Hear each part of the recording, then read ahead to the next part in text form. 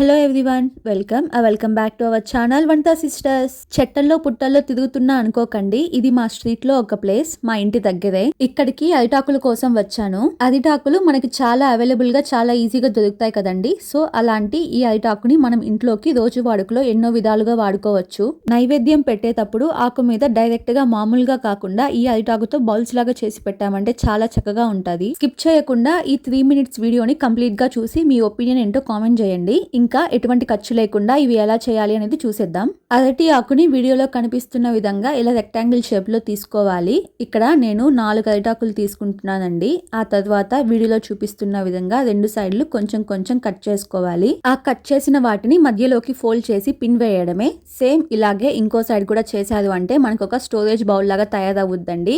ఇవి గట్టిగా ఉండాలి అంటే ఒక ఆకు కాకుండా 2 ఆకులు కలిపి ఒక బౌల్ గా చేశారంటే చాలా గట్టిగా ఉంటది. ఎన్ని రోజులైనా పాడవండి, చాలా ఎక్కువ డేసే వస్తాయి. ఇక్కడ ఇది మీకు చూపించడానికి నేను ఈ బౌల్స్ ని నెక్స్ట్ డే స్టోరేజ్ కి యూస్ చేస్తున్నానండి. అందుకే ఇవి డార్క్ గ్రీన్ లో ఉన్నాయి. ఇక్కడ నేను 4 బౌల్స్ చేసుకున్నానండి. ఒక బౌల్లో పసుపు, ఇంకో బౌల్లో కుంకుమ, ఇంకొక బౌల్లో గంధం బిళ్ళలు, చివరి బౌల్లో కర్పూరం బిళ్ళలు పెట్టుకున్నాను. ఈ రకం బౌల్స్ కాకుండా సింపుల్ గానే ఇంకొక రకం కూడా చేయొచ్చండి. వాటి కోసం ఇక్కడ నేను రౌండ్ గా ఆకుల్ని కట్ చేసుకున్నాను. ప్రీవియస్ వన్ లో రెక్టాంగులర్ షేప్ కట్ చేసాం కదండి, ఇప్పుడు సర్క్యులర్ షేప్ కట్ చేస్తున్నాము. నేను ముందుగా చెప్పాను కదండి, గట్టిగా ఉండాలి అంటే 2 ఆకులు కలిపి చేసుకుంటే గట్టిగా ఉంటాయని. సో అందుకనేసి ఇక్కడ ఈ రకం బౌల్స్ కి నేను 2 ఆకులు వాడుతున్నాను. ఇలా రౌండ్ గా కట్ చేసుకున్న అరిటాకుని వీడియోలో చూపిస్తున్న విధంగా 4 చోట్ల ఇలాగా లోపలికి ఫోల్డ్ చేసి పిన్ చేసుకుంటే చివరిగా బౌల్ గా తయారవుద్దండి. ఈ బౌల్స్ ని మనం పూజలో కానీ లేదా వంటింట్లో కానీ ఎక్కడైనా చక్కగా వాడుకోవచ్చు. ఈ ఆకు చినిగిపోద్ది లేదా మధ్యలోకి చీలిపోద్ది అని అస్సలు అనుకోవద్దండి, అలా ఏం జరగదు. మీరు వీడియోలో చూస్తున్నారు కదా, చాలా చక్కగా మనం ఎటు ఫోల్డ్ చేస్తే అటు తిరుగుతుంది. ఇక్కడ ఈ వీడియోలో నేను చేసిన ఈ 4 బౌల్స్ లో ఒక బౌల్లో అక్షింతలు, ఇంకొక దాంట్లో బాదం పప్పు, మరొక దాంట్లో పూలు, ఆ చివరి దాంట్లో అన్నంని నైవేద్యంగా పెట్టుకున్నానండి. ఇలాగా రకరకాల బౌల్స్ ని చేసుకోవచ్చు. సాలిడ్ ఐటమ్సే కాకుండా లిక్విడ్ ఐటమ్ కూడా పెట్టుకోవచ్చండి. నైవేద్యం పెట్టేటప్పుడు ప్లాస్టిక్ కప్పులు, చిన్న ప్లాస్టిక్ గ్లాసులు వాడుతుంటాం కదా, ఇంకా వాటిని పక్కన పెట్టేసి ఎంచక్క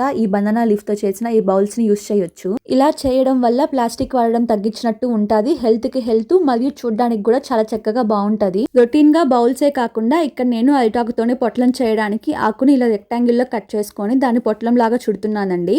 పొట్లం లాగా చుట్టుకున్నాక పైన కింద ఒక పిన్ వేస్తే చాలు, పొట్లాలు రెడీ అయిపోతాయి. చిన్నప్పటి రోజుల్లో ఏ అంగడికి వెళ్ళినా ప్రతి వస్తువుని ఇట్లా పొట్లంలోనే చుట్టిచ్చేవాళ్ళు కదండి. ఇప్పుడైతే కవర్స్ వచ్చేసాయి. నాకైతే ఈ పొట్లం చూస్తుంటే ఆ పాత రోజులే మళ్ళీ గుర్తుకొస్తున్నాయి. కలర్ఫుల్ గా కనిపించడానికి ఇక్కడ నేను ఎల్లో బనానా లీఫ్ కూడా వాడి ఇంకో పొట్లం చేస్తున్నాను. ఈ పొట్లాలలో ఒక దాంట్లో బొరుగులు, ఇంకొక పొట్లంలో శనగలు పోసానండి. ఇప్పుడు చిన్న పిల్లలకి ఇలాగ పొట్లంలో చుట్టి ఇచ్చాదంటే వాళ్ళకి కొత్తగా ఉంటది కాబట్టి ఏది పెట్టినా చక్కగా తినేస్తారు. సో మీరు కూడా ఇలాగా అరిటాకుతో పొట్లాలు ఒకసారి ట్రై చేయండి, సరదాగాను ఉంటది. మరియు చిన్నపిల్లలకి ఇచ్చినప్పుడు ఎటువంటి వంకలు పెట్టకుండా పెట్టిందల్లా తినేస్తారు. ఈ అరిటాకులతోనే ఇంకా రకరకాల బౌల్స్, ప్లేట్స్ ఎన్నో చేయొచ్చండి. మనకి ఈజీగా దొరికే ఈ అరిటాకులతో ప్రతిరోజు కాకపోయినా అట్లీస్ట్ పండగ పూటైనా ప్లాస్టిక్ వాడకుండా ఇలా ఒకసారి ట్రై చేసి చూడండి. అలాగే పూజా గదిలోకి సిల్వర్ ఐటమ్స్ అఫోర్డ్ చేయలేని వాళ్ళ కోసం జర్మన్ సిల్వర్ లో 11 items 650 grams పడే కంప్లీట్ పూజా సెట్ మన బడ్జెట్ లో ఒకటి ఉందండి. ఆ లాంగ్ వీడియో మన ఛానల్లో ఉంది, వెళ్ళి చూసి అవసరం ఉన్న వాళ్ళు పర్చేస్ చేసుకోండి. ఇంకో ఇంట్రెస్టింగ్ వీడియోతో కలుద్దాం. మన ఛానల్ ని సబ్స్క్రైబ్ చేసి బెల్ ఐకాన్ ఆన్ చేసి పెట్టుకోండి.